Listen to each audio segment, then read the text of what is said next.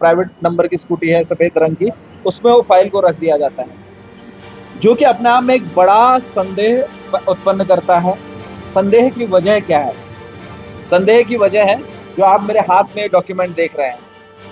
ये जो पूरा वाकया है जो हम वीडियो का आपको बता रहे हैं, ये पूरा वाकया है 26 अप्रैल का।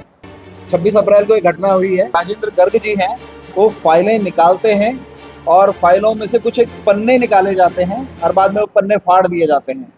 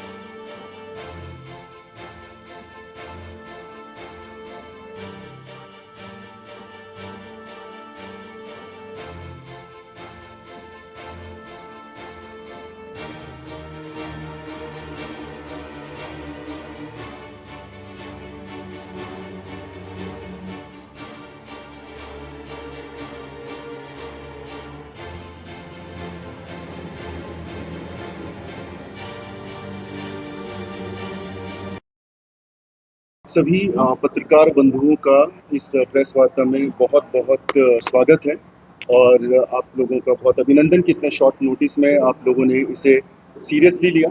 आज की प्रेस वार्ता जो है उत्तराखंड स्वाभिमान मोर्चा की तरफ से आयोजित की जा रही है। जैसा आप सभी को विदित है, काफ़ी लंबे समय से बॉबी पंवार जी की अध्यक्षता में स्वाभिमान मोर्चा निरंतर उत्तराखंड में किए गए घोटालों का पर्दाफाश करता हुआ आ रहा है और उसी क्रम में आज हम ऋषिकेश नगर निगम में जो भ्रष्टाचार हो रहा है या जो भ्रष्टाचार होने का संदेह हमें है, उसको लेकर आपके सामने कुछ तथ्यों के साथ आज प्रस्तुत होने वाले हैं।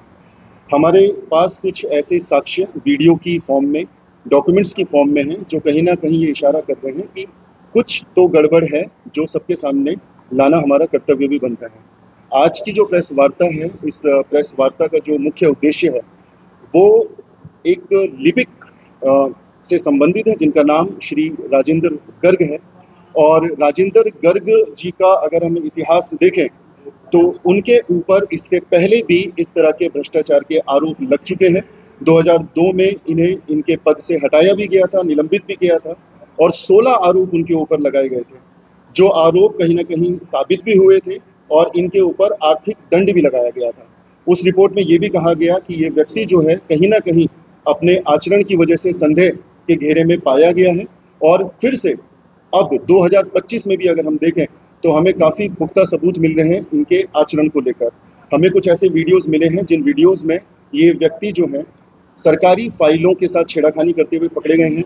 कुछ पेपर ये अदला बदली कर रहे हैं, कुछ पेपर ये फाड़ रहे हैं, कुछ डिमांड ड्राफ्ट जैसे कुछ कागज हैं, एफडीआर जैसे कुछ कागज हैं, उनको एक फाइल से दूसरी फाइल की तरफ लेके जाते हुए पकड़े गए हैं और कुछ फाइलों को ये घर भी अपने लेके जा रहे हैं। तो कहीं ना कहीं ये पूरा आचरण इनका जो है ये बहुत बड़ा संदेह पैदा कर रहा है और इस पूरे घटनाक्रम के बारे में विस्तृत रूप में हमारे साथ आज संजय सिंचवाल जी हैं, जो आपको इस पूरे घटनाक्रम के बारे में अवगत करवाएंगे। नमस्कार साथियों, और सबसे पहले धन्यवाद कि आपने इतने शॉर्ट नोटिस पे हमें समय दिया।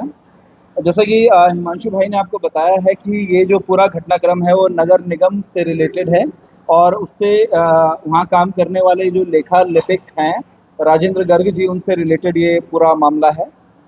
जैसा कि आपको विदित ये है कि ऋषिकेश नगर निगम जो निकाय चुनाव हुए थे उसके बाद से लगातार एक हॉट स्पेस बना हुआ है खबरों के मामले में। और आज भी जो खबर हम आप लोगों तक रख रहे हैं वो अपने आप में एक चौंकाने वाली खबर है। मैं इसे चौंकाने वाली खबर इसलिए कह रहा हूँ क्योंकि पिछले दिनों हमें कुछ एक सूचनाएं मिली थी कि जो नगर निगम का ऑफिस यहाँ पे जिसे विस्थापित किया गया है फिलहाल के लिए बस अड्डे पर, टिहरी जो हमारा राजकीय बस अड्डा है उस पर जो ऑफिस को विस्थापित किया गया जब तक वहाँ निर्माण कार्य पूरे होते हैं, जो वस्तुतः उसकी अपनी जगह है। उस कार्यालय से नया जो कार्यालय अभी खुला है, उस कार्यालय में फाइलों को लेकर के जो तमाम तरह के टेंडर्स की या और चीज़ों की भी फाइलें होती हैं, उन फाइलों को लेकर के कई सारी चीज़ें वहाँ चल रही थी। तो कुछ वीडियोस हमारे हाथ लगे हैं वहाँ से। उन वीडियोस में देखा जाता है कि जो राजेंद्र गर्ग को चेतावनी दी जाती है चूंकि उन्हें मानसिक बीमारी है। अगर ये मानसिक बीमारी 2002 में थी तो 2025 में ये मानसिक बीमारी ज्यादा होगी कि कम होगी उनके उम्र के अनुसार। राजेंद्र गर्ग जी हैं, वो फाइलें निकालते हैं और फाइलों में से कुछ एक पन्ने निकाले जाते हैं और बाद में वो पन्ने फाड़ दिए जाते हैं। कुछ फाइलें तो ऐसी हैं जिन फाइलों में से आप देखेंगे कि उसके अंदर डिमांड ड्राफ्ट हो गए, एफडीआर हो गया, उसकी कॉपीज जो हैं एफडीआर या डीडी जो है उनको फाड़ करके अलग लिया जाता है, एक फाइल के अंदर रखा जाता है।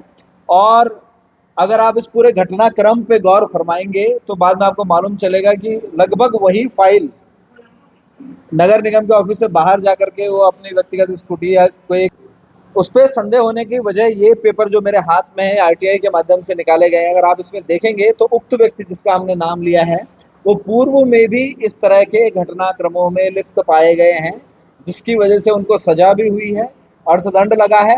और तमाम उनके मुझे जो वर्बली एक जानकारी मिली है पता करने पे मौखिक रूप से, उसमें ये भी मालूम चला है कि उनकी सर्विस जो बुक है उसके ऊपर भी इस बात को मेंशन किया गया है, रिमार्क किया गया है इस पूर्व की इस घटना को लेकर के। अब चूंकि व्यक्ति पूर्व में संदेहास्पद रहा है, तो इस बात से नकारा नहीं जा सकता कि अभी भी जो ये घटनाएं हुई हैं, इन घटनाओं में कुछ ना कुछ ऐसा है जिसको छुपाने के लिए उन पन्नों को फाड़ा गया है, उन फाइलों से उन पन्नों को अलग किया गया है। दूसरी बात जो है जिस पर संदेह गहराता है, क्योंकि जब भी कोई सरकारी विभाग होता है वहाँ पे जितने भी फाइलें होती हैं, जितने भी कागज होते हैं, हर एक कागज की एक मियाद होती है, एक लिमिट होती है। लिमिट के बाद कुछ कागजों को डिस्ट्रॉय किया जाता है, लेकिन उसको डिस्ट्रॉय करने का, उसको खत्म करने का, उसको रद्दी में डालने का भी एक प्रोसीजर है, जिसके लिए डिमांड बनती है, उसकी संस्तुति होती है। संस्तुति होने के बाद ही ये देखा जाता है कि उसका डिस्टिलीकरण किया जाना है नहीं किया जाना, तभी उन कागजों को रद्दी में डाला जाता है, अन्यथा उन कागजों को रद्दी में नहीं डाला जाता है।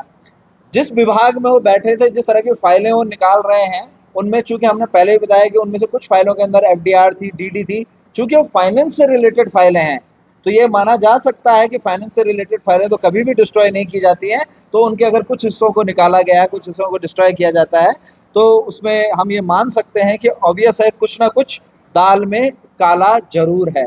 तो हम आपकी इस आपके चैनल के माध्यम से हम तमाम चाहे वो शासन की बात करें या प्रशासन की बात करें, उच्चाधिकारियों की बात करें, हम इस मामले की पूरी जांच उनसे चाहते हैं। हम चाहते हैं अगले 10 दिन के अंदर इस पूरे मामले की जांच की जाए, उन तमाम फाइलों की जांच की जाए, किन फाइलों से किस तरह के पन्ने वो फाड़े गए हैं, और अगर वस्तुतः अगर वो चीज़ें वास्तव में अगर वो चीज़ें इस तरह की हैं कि जो किसी एक अपराध के दायरे में आता है उनके साथ छेड़खानी करना, तो उक्त जो व्यक्ति है उनके ऊपर कार्रवाई की जाए, उसकी हम लोग मांग करते हैं। दूसरा एक और चीज़ है, मांग सिर्फ इसकी नहीं है कि कार्रवाई उस फाइलों को लेकर के की जाए।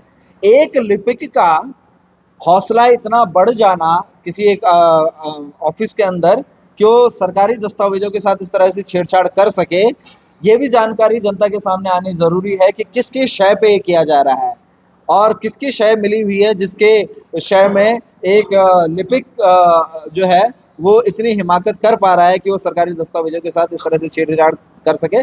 इसकी जांच होनी भी जरूरी है। देखिए सर, हम एग्जैक्टली नहीं कह रहे कि वो फाइलें फाइनेंस की हैं, एक अंदाजा है कि वो फाइलें फाइनेंस की हो सकती हैं, क्योंकि उनमें से कुछ फाइलों के अंदर से डिमांड ड्राफ्ट और एफडीआर जैसी चीजें फाड़ करके अलग की गई हैं। तो अगर ये चीजें हैं तो ऑब्वियस है कि कहीं पे अगर चेक हो गया, डिमांड ड्राफ्ट हो गया या एफडीआर लगा हुआ है, तो ऑब्वियस ये है कि वो फाइल किसी न किसी फाइनेंशियल गतिविधि में इन्वॉल्व है, या उस फाइल के ऊपर कोई ना कोई फाइनेंशियल एक्टिविटी हो रही है, तभी उसके अंदर उस तरह के कागज रहे होंगे। अगर उनसे वो कागज बाहर निकाले गए हैं तो ऑब्वियस है कि वो जो है फाइनेंस से रिलेटेड फाइल होंगी। जैसे कि आप कह रहे हैं कि आपके पास कोई वीडियो आपके पास उपलब्ध है, क्या उस वीडियो में ये स्पष्ट दिखाई दे रहा है कि हाँ ये घोटाले को लेकर एक वीडियो है? देखिएगा, अगर स्पष्टतया आप वहाँ पे देख सकते हैं कि किस तरह की फाइलों से पेपर फाड़े जा रहे हैं। और अगर दस्तावेज फाड़े जा रहे हैं तो ये अपने आप में एक घोटाला दिखता है कि ऐसे कौन से दस्तावेज हैं जिन्हें फाड़ने की जरूरत पड़ी और बिना प्रोसीजर के फाड़ने की जरूरत पड़ी है। जो सवाल आप पूछ रहे हैं सर, उसका जवाब मैं कुछ इस तरीके से देना चाहूँगा कि अगर हम देखें ये जो पूरा घटनाक्रम है, इस पूरे घटनाक्रम में जो एक्शन है वो भी डाउटफुल है और जो व्यक्ति है वो भी डाउटफुल है। जो कृत्य हो रहा है वो हम सबके समक्ष है, उसके ऊपर बहुत ज़्यादा संदेह है। दूसरा जो व्यक्ति है, मैं क्यों उन्हें डाउटफुल कह रहा हूँ, जो मैंने अभी आपको पहले भी बताया कि ऑलरेडी इस व्यक्ति के खिलाफ 16 आरोप लग चुके हैं, 16 के 16 सिद्ध हो चुके हैं।